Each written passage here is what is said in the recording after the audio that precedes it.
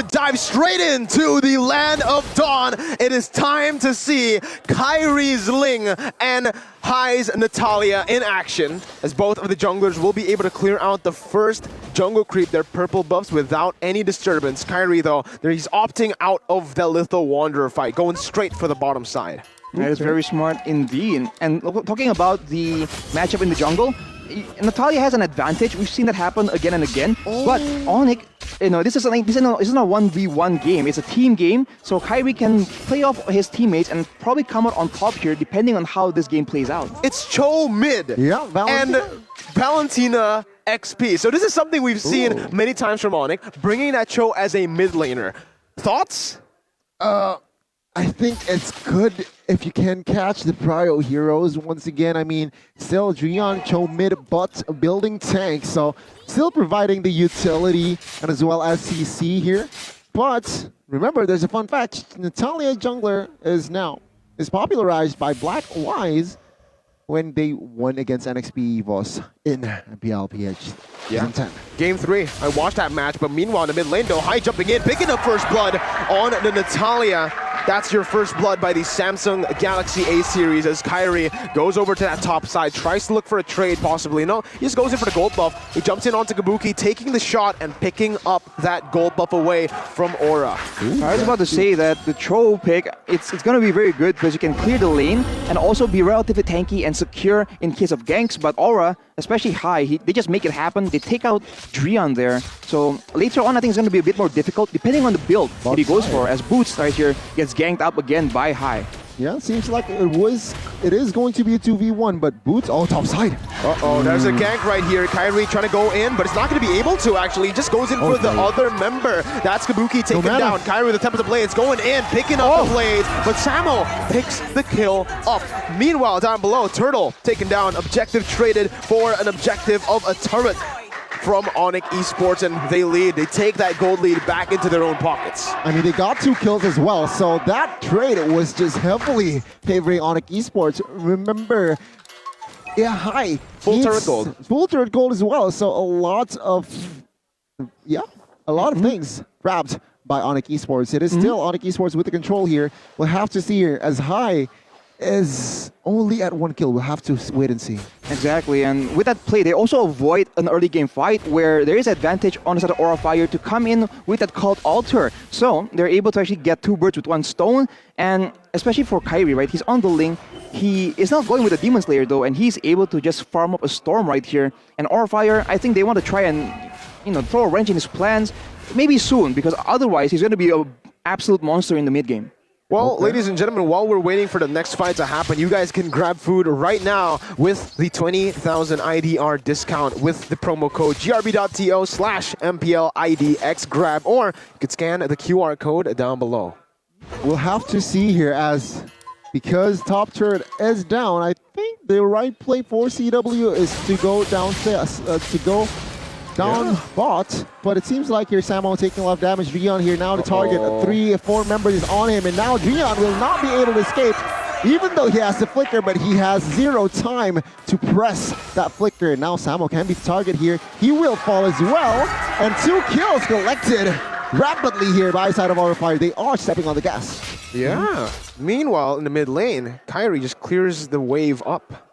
Yeah, Aura Fire, they try and equalize that tower disadvantage here as Hai goes in aggressively, knowing that the members of ONIC Esports are still responding, as Facehugger just makes that aggressive play. Facehugger coming in, bringing CW back and even zoning Kairi away. Aura have equalized in terms of that gold. They've actually picked up the gold lead for themselves as they go on to the second turtle, securing it without any pressure back, without any response. But Kairi comes in with a retribution, doesn't find it. It's actually going to be Hai, as well as that mid lane. Fluffy with a Purify, able to get away. Time the blades though by Kairi to pick up the kill as he goes to pick up all the blades, and he jumps away just with 1 HP, living, styling.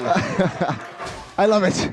I love it. I mean, yeah, finally we get the chance to see Kairi on the Assassins. And yeah, good display. I mean, at this point, 1-0-1, and otherwise, Rashi, what can you say that is significant. Well, Kairi already has a Windtalker, so a lot more DPS in those situations. But for High, with the mobility boots as well as the Heptases, he's going to have a lot of burst damage. And at least in the early game, I think they need to be very, very careful because most of their members are squishy and they require their spells to try and stay alive, right? If Ling gets silenced, if Valentina gets silenced, they don't really have a lot of counterplay options in their own arsenal. So I think that is something that Aura Fire can take a full advantage of. Right, we'll have to wait and see here as High is already setting something up. Samo opening up the vision. Oh, the combination here. Aura High and as well as Facehugger. Oh, the backup. Turn around here. Cold Ultra placed by Facehugger, but CW gets in the two-man knockup. Meanwhile, Drian goes up and away the dragon onto Facehugger, still able to dash in with the Shunpu as Fluffy knocks him down with the feather. Wait, Kabuki with the snipe. Oh! He gets it. Falling Star Moon there, immobilizing him, but man, the discipline by Aura, they just wait for Kabuki to land that shot. I stood still. I waited myself for that shot to connect, and it did. In the end, Aura, they pick up a turret off of that play, and there's nothing traded back from ONIC. Yeah, it seems like Aura Fire now they have more confidence. They all have a convincing lead as well. 1,000 gold economy. What can they brew up here? They really need to step up again in this entering the mid game, but we'll have to see here. ONIC Esports, they with this composition, I feel like their winning condition is more complicated here. We'll have to see here as another turtle is up. Okay, Drian looking for a pick. He goes in, Fluffy in the back lines with the falling Star Moon, able to zone Kairi back away from that mid lane bush as he goes to clear out the waves. High, jumping in onto Koopa. Fluffy backing away, both teams just trying to micromanage the waves to set up for the third and final turtle of the game. But it's more difficult for the side of ONIC Esports because Aura Fire, this is something we've come to expect, right? They win the fights first and then they go for the towers, they go for the turtle. So right now, they have the advantage in trying to make a fight happen, provided that the Cult Altar is there. So I think ONIC Esports need to try and bait that out unless they want to try and fight Aura Fire in that turtle where they're just forced to fight or just give up the turtle anyway. So I think options are on the table for both teams. It just depends on how they macro out this fight. Okay, are now still both teams here just dancing around in the turtle area. High though, already moving aggressively on towards Rian. That's information we'll have to see here as 5 members is in that vicinity here. There you go. Boots took that Cold Ultra away. Kabuki finds the turtle right here as Drian goes up and away the dragon. Boots finally using the Cold Ultra. Kairi coming back in, but he's going to get taken out of that Cold Ultra. Both teams disengaging. Aura pick up the turtle. Go Diva! Flickers forward, gets the holy baptism, but he is the one who falls in the end. It's a 1-for-1, a kill for a neutral objective as Aura Fire will be forced to back away. A little too aggressive there by Godiva. He flickered Holy Baptism, but remember, you have Diggy on your opponent. Of course, that stolen there by Esmeralda. Well timed as well, but yeah, you have the ult on the side of Diggy, which just eliminates every CC. So yeah, that was a misplay perhaps. That was a great time journey by Samo HT on the Diggy, man. I think Godiva was trying to catch both of them off guard, and if it worked out, that would have been 2 pickoffs for the side of Aura Fire because the spells were already used in that previous engagement. But with the time journey, they were able to turn things around, and so ONIC Esports, they're definitely still in the game right now. But as you can see, when they fight 5v5 with the Cult Altar, Aura Fire's composition just does a lot more for them. Yeah, and this is most probably the reason Aura Fire went for the Natalia. High is most probably just going to jump on the Diggy before he gets the time journey out. Silencing him for Aura Fire to burst them down. The thing is though, Diggy won't be bursted down. Yeah. Because of the Cold Altar, then Boots can keep on just taking away from Aura Fire. It's going to be very, very tough to actually just one-shot Samo. I'm really curious to see his build, Arashi. Do you know what he's building here? Not just yet, but I assume it's a bit more tanky because obviously ONIC Esports, they do not have a lot of physical defense, a lot of like frontline to deal with Aura Fire. And as you mentioned, it's just so good from ONIC Esports to make sure that they have 2 win conditions, right? They can rely on the Cult Altar to stall, or they can rely on the time journey to try and deny the engage. Either way, Aura Fire, they have to try and do 2 engages instead of 1. Let's see though, again, Agani in the mid stage of the game. Drian is actually trying to open up the map there. That's going to be Godiva stunned up by the Bidem Koopa, brought back by the reverse time as High jumps in, gets CW with the help of Godiva. Cult Altar placed. That's Kabuki taken out of the Cult Altar. He's still able to dash away right now, but look at the flicker. Gets out of the Tempest of Blaze. Falling Star Moon on to two members. Drian and Boots forced to back away, and Aura Fire, they pick up a 1-for-0. Wow, that is a very good deal there. If you're an Aura fan, he gets CW and now 0 casualties. The Lord is up here. Will they commit to the Lord? And yeah, again, a fight is still brewing. Drian is low here. Oh, he gets taken down. Kabuki with the snipes, going for Samo next. Fluffy picks the kill up. Boots trying to defend the turret, but Kabuki with the Wesker just picks it up. They go for the enemy purple buff as well. ONIC though, running away. Boots flickering out of the Holy Baptism. Ling is still down below. Look at what Kairi's been able to do down below, taking 2 of the turrets down. He doesn't care. He doesn't care, right? I mean, he gets the turret downstairs. And yeah, Aura Fire, they need to react sure in that trade. Still heavily favoring Aura Fire. They get established. They establish a 2,000 gold lead as well. But yeah, Lord is yet to be touched, Arashi. Not for now. And for Kairi, he was 2 levels ahead of High. He is 1 level ahead now. So his split push, his farming rotations have been very, very good. And with the split push, there's a chance that they can just avoid all the team fights that Aura Fire wants altogether. But of course, if you look at the item builds right here, High has a very respectable amount of farm as well. And we have seen that Natalia can essentially 1v1 the Ling given the right circumstances. So understanding that though, Kairi is building a bit more physical defense just in case it comes down to that. Look at the items though here, Arashi. The Diggy is going tank, so is the Cho. Meanwhile, down below, High jumped onto Kairi, taking a lot of HP away from him, taking the turret as well in that bottom side. So now it is equal in the bottom lane. Tier 2 for Tier 2.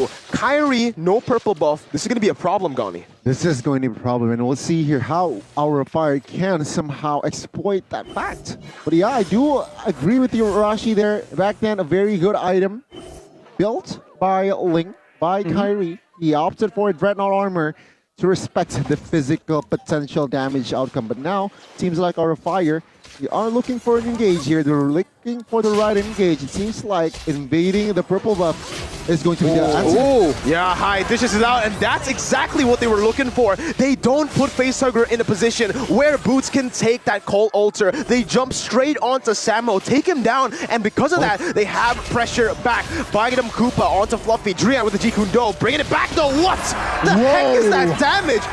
That's a tank, and he got bursted, melted down. Kairi needs to look for a miraculous steal as High dishes the damage out onto the Lord. They don't need the retribution. That's the Lord slain by Kabuki, presented to you by the Samsung Galaxy A series. Meanwhile, down below, Holy Baptism unable to connect onto anyone. Samo back up, respawned.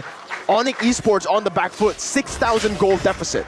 6,000 gold lead here, yeah, and now Aura Fire with this Lord push, they can slowly but surely give more pressure for side of ONIC Esports. Add that build, that economy more.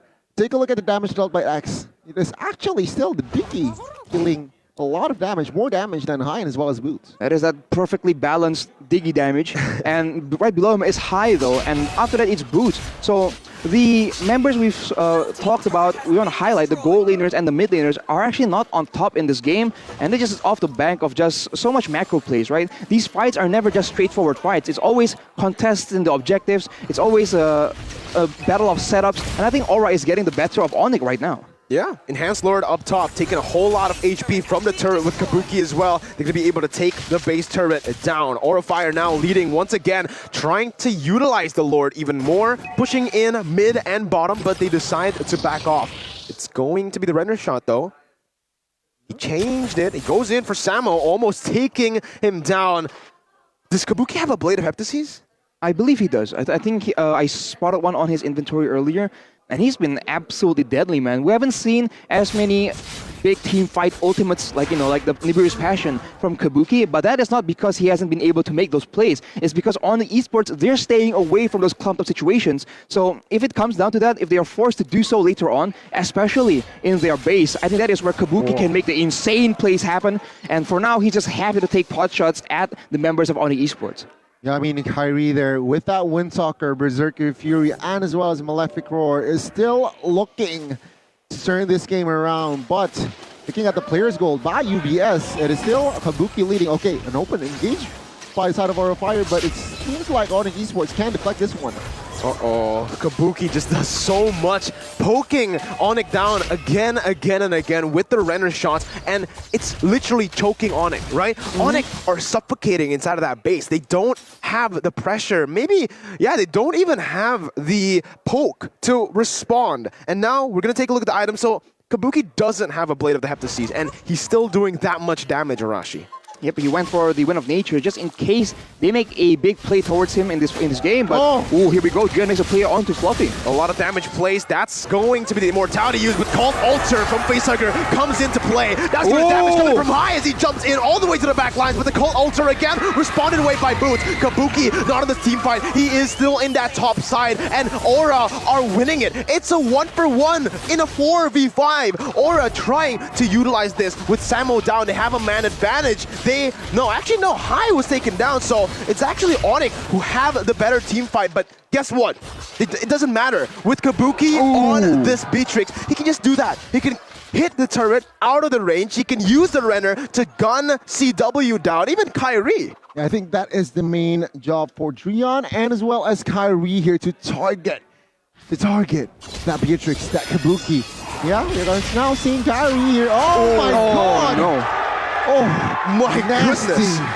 That is a lot of damage coming in from Kabuki. That is the Beatrix shotgun, man. It does an insane amount of damage, and it was a valiant attempt from Kairi to try and secure himself a purple buff because Aura has not been giving it to him.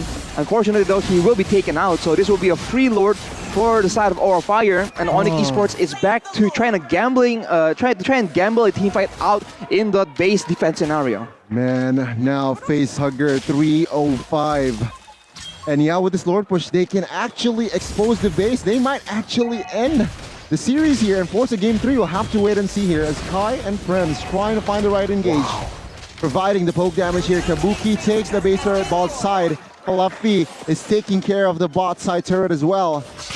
Is the base to expose here, Mirko, is the question. Well, yeah, with 3 base turrets taken down without the help of the Enhanced Lord, they can just go straight for the base. 12-5, 9,000 gold lead. Again, another snipe coming in to Samo this time. Fluffy jumping in with the falling star move. Winner truncheon early here to get out of Drion's damage as High jumps in once again onto Boots. Tactical also used. Drion kicking away. High. Kabuki, but High in the back line just going onto the base. And Aura picks this game up with Kabuki flickering forward with the Wesker damage. They